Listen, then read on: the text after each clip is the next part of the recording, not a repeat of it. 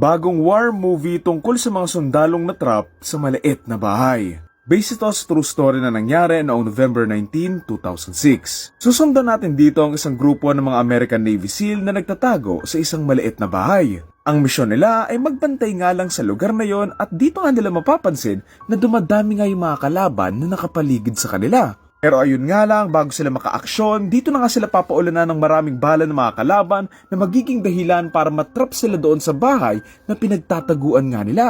Sa mga susunod na oras, dito nga nila susubukang umalis na hindi nga magiging madali, kaya naman dito nga nila kakailanganin ng lahat ng lakas ng loob at isipan nila para makasurvive bago sila tuluyang maubos ng maraming mga kalaban. Title ng movie, Warfare. Ito yung isa sa mga movies na sobrang thankful ako na napanood ko sa sinehan. Yung sobrang saya ng opening, tapos biglang tahimik, tapos biglang boom! Tapos biglang tahimik saglit, then boom, boom, boom ulit! I'm actually amazed how they use sounds to portray the war and at least make the audience had the glimpse na nasa gera nga sila sa gitna nga ng maraming putukan. I love how this film depicted war in yung experiences ng mga sundalong sumasali nga dito and ipakita nga yon sa first few minutes pa lang ng film. Sa opening pa lang, mapapasayaw ka na ng namalada substance ng music eh. Pero enjoyin mo na yan kasi the rest ng film, mala lone survivor and secret soldiers of Benghazi na. Pero seryoso doon sa may opening, dito mo talaga makikita na mga teenager lang to mga sundalong to eh. Tapos nag-enjoy lang silang manood ng mga nagzuzumba and sa simpleng moment na to, makikita mo yung unity and brotherhood nila bilang isang grupo.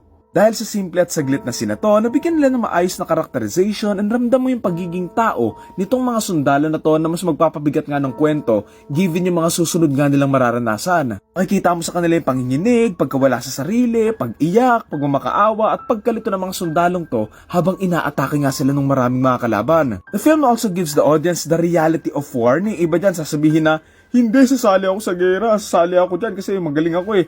But when the shit hits the fan, kapag nasa moment na sila na pwedeng mabuwian ng buhay randomly, once maramdaman na nila yung takot na yon, doon lang nila truly maiintindihan yung bigat ng isang gera.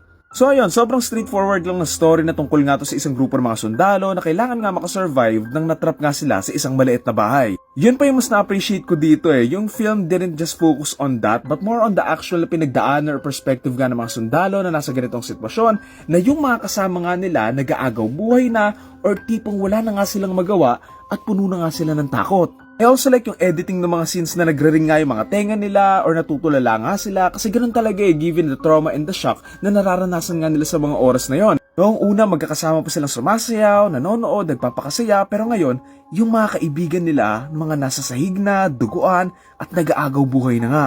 For me din pala, the film uses runtime really well na even though isa nga lang yung location nila, nagamit nila to its full potential and parang ang dami pa rin nangyari and pinuntahan yung story. So yun, sobrang na-appreciate ko tong film na to. A24 never disappoints talaga. And if you're looking for an action-packed war film, then hindi siguro to para sa'yo. Pero if you want to watch a realistic perspective of being in a war, then panoorin nyo na to. Again, ang title ng film, Warfare, and available na to sa mga sinihan. And panoorin nyo na kasi feeling ko madali itong matatanggal eh kasi medyo konti ata yung nanonood. So yan, panoorin nyo na kasi maganda talaga. Warfare 9 out of 10.